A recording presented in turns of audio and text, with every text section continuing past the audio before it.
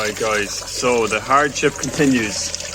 The fuel starvation issue wasn't solved with just basically what it did was I didn't have a pipe to bridge that where the bleeder was, or the primer bulb was, so I drilled out the elements on it, or the valves on it, refitted it, and the same issue reoccurred.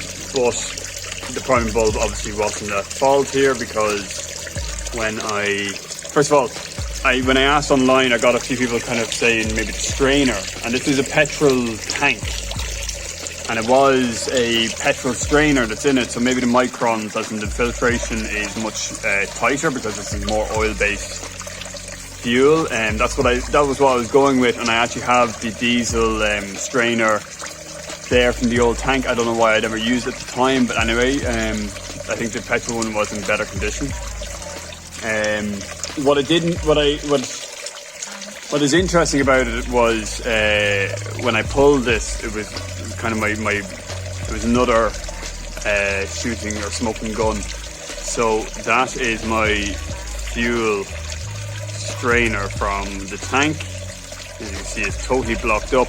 Now that tank was cleaned out and everything, and I know it wasn't filled with rust, but as you can see there's lots of sludge and rust and stuff, and the only built up in it. All I can think is that spending so many months fully empty has created basically this mess of mud and stuff like that. It also could have been to do with the fact it would have been sitting wide open as I was working on it and everything like that. This is pretty bad, like. Alrighty guys, so I got that filter in the back swapped out for the diesel one. Straightforward enough thing. The only thing to keep in mind is I think it's a 21mm nut. You just basically weld it onto a 21mm bolt, and that's basically the hex head fitting you need for opening that. Anyway, let me see, actually, sorry, I won't just skip over that because I think that took a while for me to find out the first time, and then I made this horrible looking device. So sorry, 22mm socket, 22mm nut and bolt system. Does the job, fits in perfectly into that, good and strong. Anyway, that's that side of it. The next thing was the priming bulb. As it kept collapsing, I really wasn't going to leave it in there. But I'm in a kind of a tight situation trying to find something that will join those two pipes, short of stripping the whole manifold off. But this car has to be on the road in the morning to get me to work. So what I did was I got a couple of these barbed fittings and a joiner in the local agricultural suppliers. They're open till 6 o'clock, in the afternoon. So I was able to make it after finishing work. Now these were, 4mm or something. This one here might have been 5.5mm, and this side here was 4mm. So what I did was I joined them up really solid on the vise. As you can see, the vise imprints on the joiner here. And then this is all they had in the shop. And then what I did was I drilled right through, stepping up as I went. So that's now a 6mm hole there between the two, which is the same as the internal diameter of the pipework that's originally on the car. So I think we're good to go. Anyway, either way, it's the same size as what was the bleeding bulb, or the priming bulb. As we know, most likely it's that was that issue. Not most likely, that definitely was an issue. So this is just a preventative type thing to get me through. And then once I strip the manifold off to fine tune the hunt on the idle speed, I'll be able to swap out that pipe direct to the filter housing, and that will solve that. I'll just go the whole way up with the 10mm, just basically replace the one here because it's too short now to do that gap. So I'm going to throw that in, and that should get me back on the road for this evening. And hopefully I will be getting a better performance and everything. The car will have to come back in anyway to do a load more stuff, so it'll get done in due course. Alright guys, just a quick update. Alrighty guys, so that block filter has time to dry out, and you can just see the sparkles in it. It's very peculiar, isn't it? So I've driven the car for 4 more days or 400 miles more.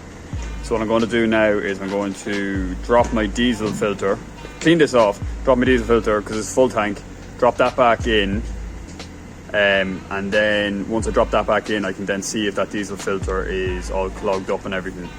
I don't want to lose too much diesel here, so that's what I'm going to do for that. And also I'm going to swap my actual original filter out at the same time, and I might do an oil filter as well while I'm at it, just to see if there's anything to watch out for. Anyway guys, I will check in with you in a bit. Alrighty guys, so I pulled the filter. When I poured it out, it did look to have some of that red stuff in it, so I just cut off the top of it. What have we got? We got a tape band, and it's actually not looking too bad.